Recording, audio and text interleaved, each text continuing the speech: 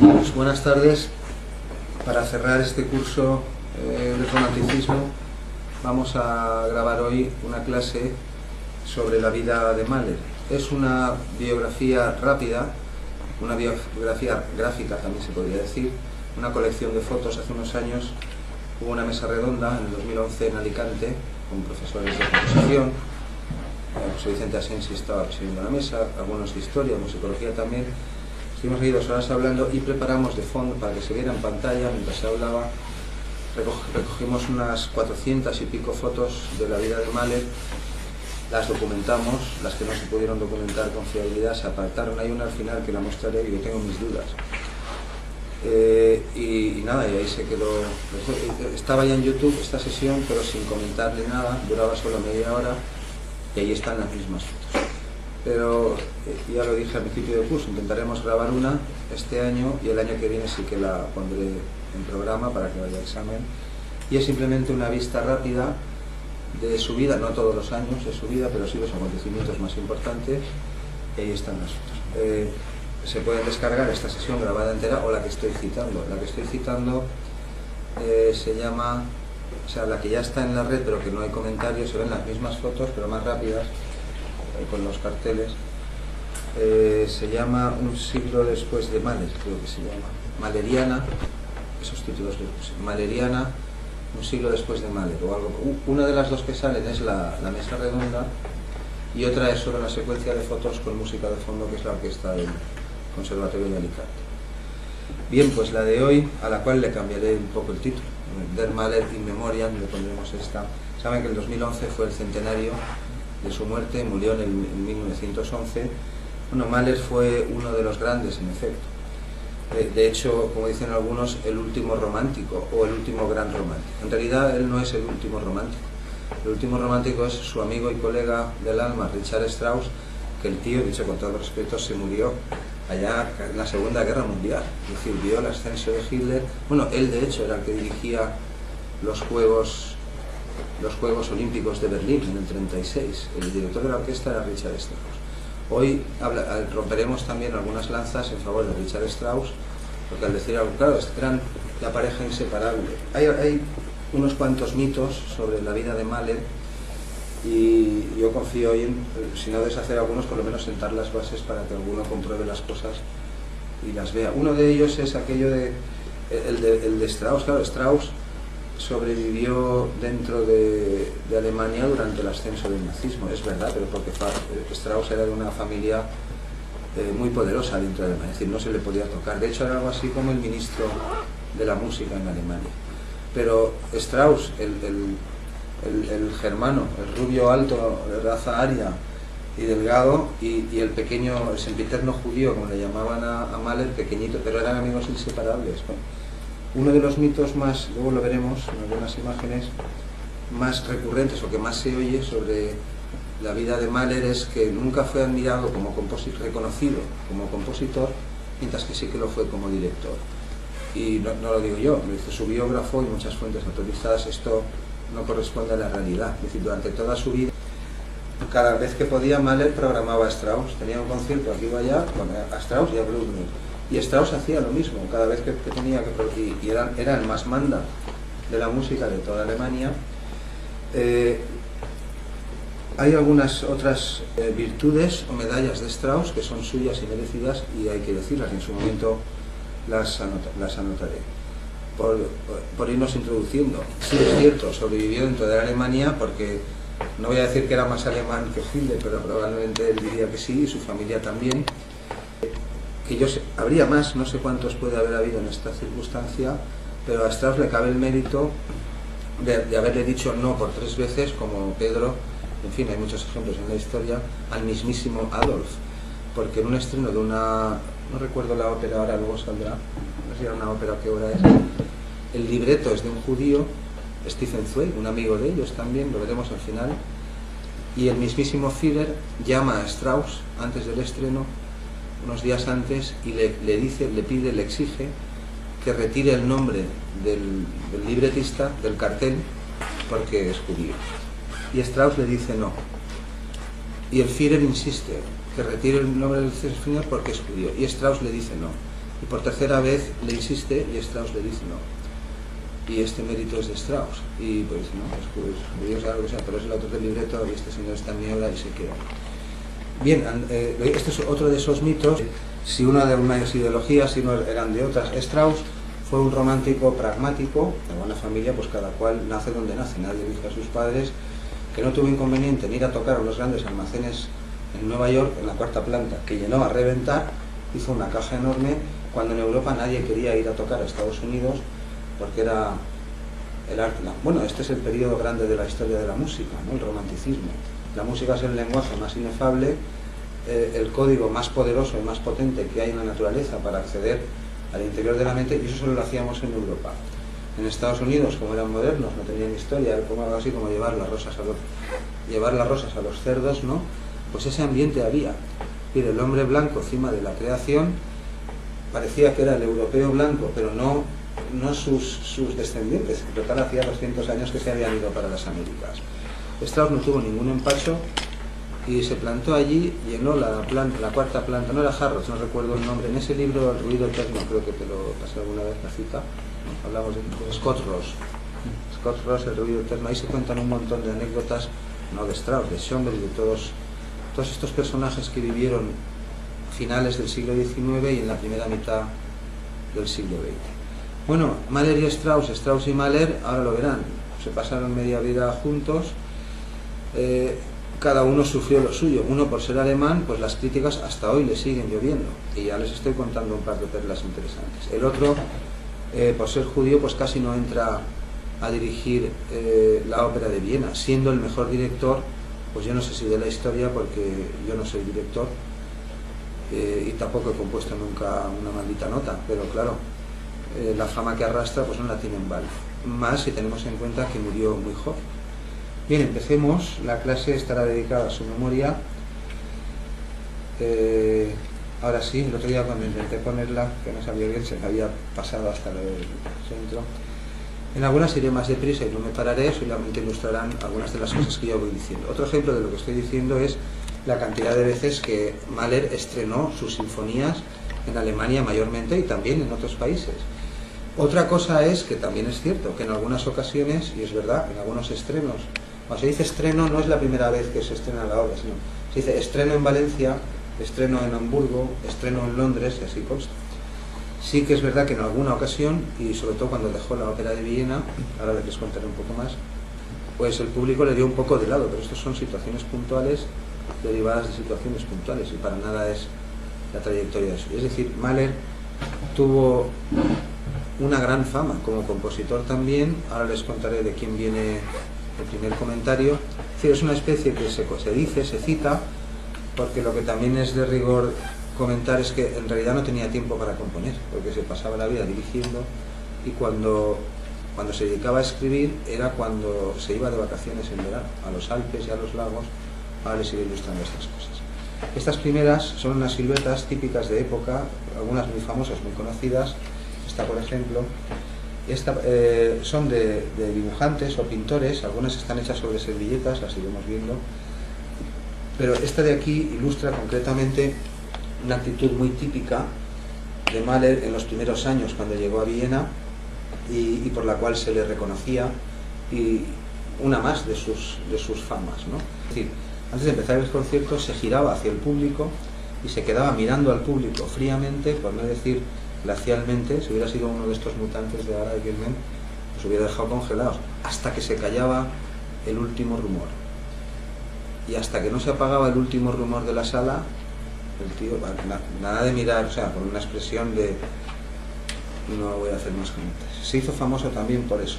En parte, la ópera de Viena, bueno, en parte, casi en su totalidad, debió su resurgir a la llegada de Mahler. En un momento veremos por qué.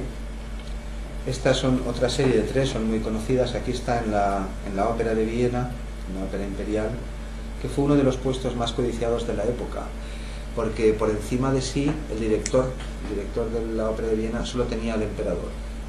Es decir, que ni el ministro podía darle órdenes o decirle no hagas esto o no compres lo otro. Y aquí tenemos otra un poco más humorística, en la misma pose, es decir, la otra era más seria, es la más conocida, esta es la más famosa. Esta es una más irónica, pero también de la época, donde ya aparece con el brazo en jarras y el ceño un poco más caricaturizado todavía. Esta de aquí es la silueta de Bruckner, el cual nunca fue alumno, pero es decir, no fue a sus clases, pero siempre se declaró alumno suyo, igual que Schoenberg y muchos, y durante toda su vida, siempre que pudo, lo programó, cuando él programaba conciertos. Bruckner, a mí me gusta recordar, cuando hablo de él, que no suelo hablar, porque no viene a cuento en las clases, citar una sinfonía que siempre me ayudan los alumnos a precisar si es la segunda o la cuarta. Cuando lo voy a decir nunca me acuerdo. De una sinfonía, bueno, aquí tenemos metalistas, a lo mejor me ayudan, que está construida sobre una quinta. Empieza si, mi, si, con trompas, creo. Y lo que no sé si es la segunda o la cuarta, que da igual. Igual que la quinta sinfonía de Beethoven está construida sobre una célula rítmica, son mi, transformada, multiplicada, dividida, pues está igual, está construida sobre una quinta. Bueno, Bruckner fue un gran compositor, creo que tampoco llegó a las 10 sinfonías, que es una parte de la famosa Maldición, después la veremos también. Pues saben que Mahler dejó incompleta la 10ª, Beethoven llegó hasta la 9ª, Schubert dejó incompleta la 8ª, pero sí que hay, creo que Sostakovich, que compuso 14, Bernstein creo que también compuso 10, y Mahler se quedó ahí. Bueno, los románticos eran muy dados a estas cosas, no solo a la ciencia y a la tecnología, sino al espiritismo, al egiptologismo, al budismo, es decir, a lo más radical en ciencia y a lo más radical en filosofía. Sé que les gustaban las emociones fuertes. Aquí tenemos, estas no tienen más trascendencia, son todos afamados dibujantes o pintores que están por Viena, por París, otros dos más. Esta sí que parece la actitud de mirar al público, pero no estoy seguro si en esta ocasión está también, si cuando lo pintó el caricaturista era esa la actitud, no estoy seguro. Y estos son dos cuadros de época, este sí de autor conocido, este de autor desconocido, son los últimos años, bueno, aquí está un poco más joven. Y antes de empezar ya con la biografía por años, esta está aquí para recordarles un par de temas románticos por excelencia. Este de aquí es Mengelberg. Mengelberg era el director del Concertgebouw de Ámsterdam, que todavía hoy sigue siendo un local para interpretaciones históricas de lo mejor que hay.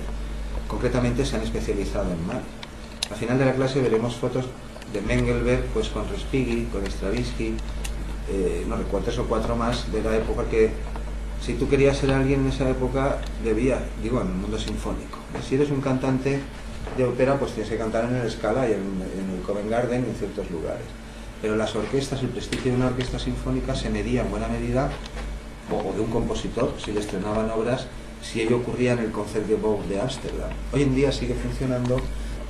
Nietzsche está aquí porque es el autor de esta frase, una frase que resumió en buena medida ideas muy críticas del romanticismo. Supongo que recordarán esa frase famosa, decían los románticos: el genio es único e irrepetible, es decir, no se da dos veces, puede que ocurra dos veces, pero no es el mismo, es decir, es una cosa singular que ocurre una sola vez.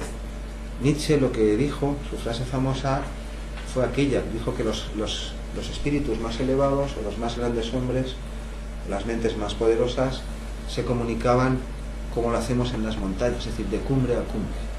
El camino más corto desde este pico hasta este no es descender hasta el valle y volver a subir. Claro que no podemos volar, en fin, hablar. La distancia están tan arriba algunos personajes.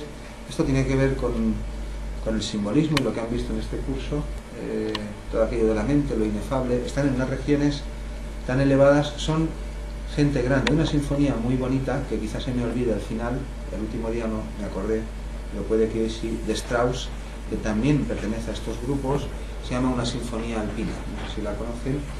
Strauss solo tiene 2 sinfonías, Wagner también. La otra que tiene Strauss es una sinfonía doméstica, que describe precisamente la vida de una familia norteamericana.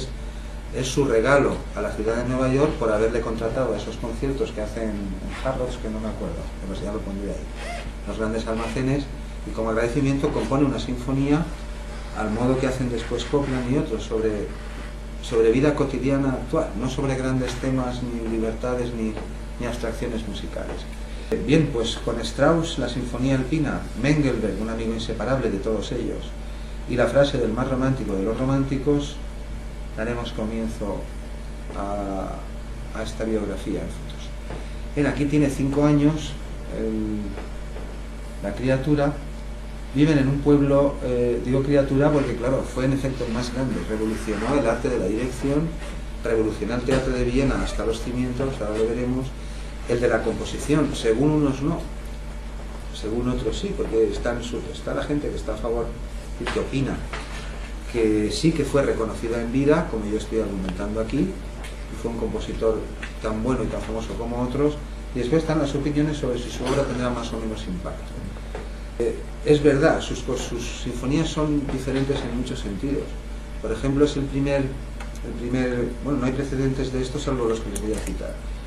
Él incluye, iba a decir incrusta, no, lo que incrusta son músicas callejeras y elementos musicales tal como suenan por ahí, los incrusta en sus sinfonías, y eso también se lo echan en cara. Pero es el primero que, al menos hasta la cuarta, en las 4 primeras, luego también, en alguna ocasión lo hace, en la octava, por ejemplo, mete grandes coros, formaciones corales dentro de la orquesta, y esto hay que entenderlo, lo hace a conciencia y busca un fin explícito.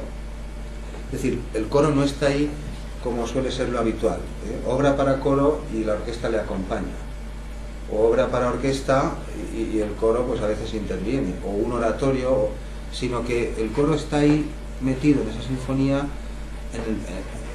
en el mismo nivel, o en el mismo plano, en plano de igualdad a como lo pueden estar la cuerda de los chelos o la familia de los metales o una determinada sección de la orquesta. Es decir, pretende que el coro sea un instrumento más, pero a la misma altura, y lo dice explícitamente. Los precedentes de esto, aquí tenemos el pueblo, ahora les diré algo más, aquí no hay mucho más que comentar. Los únicos precedentes que yo conozco, y en lo que me documenté cuando preparamos esta clase, eran la novena de Beethoven, que hace esto en el quinto movimiento. O sea, a mitad cuando acaba el lento, la introducción, mete el himno de Schiller, la oda a la libertad, que conocemos todos como himno de la alegría, por Miguel Ríos y todo eso. Pero es la oda de Schiller, no es un canto a la libertad. Ahí sí, ahí empieza un tenor, ¿no? Arranca el tenor y después se incorpora el coro. Pero es una cosa pasajera. Y después una obra de un contemporáneo se llama Berlioz. Héctor Berlioz, ya lo vimos aquí también, ¿no? Como lo pintaban, rascando. Lo vieron, ¿no? Arrancaba el poste de telégrafos y rascaba, y eso era la música de Berlioz, que hay que echarle a los contemporáneos. Pues Berlioz sí, Berlioz compuso es una sinfonía coral, pero la gente lo conoce más como Romeo y Julieta. Pero es una sinfonía para coro, pero a gran escala.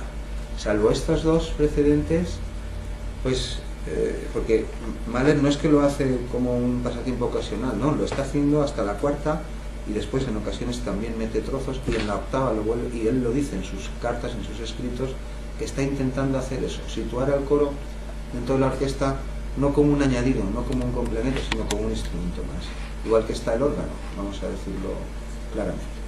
Bueno, pues aquí esta es la posada y la destilería que tenían sus padres en Gilava, que era una ciudad menor importante, bueno, tenía unos 20.000 habitantes, como mi pueblo más o menos, pero ya tenía lo suyo, tenía una banda de música militar muy importante, famosa, parece que era muy buena, tenía un coro amateur también de varones, tenía escuela de música.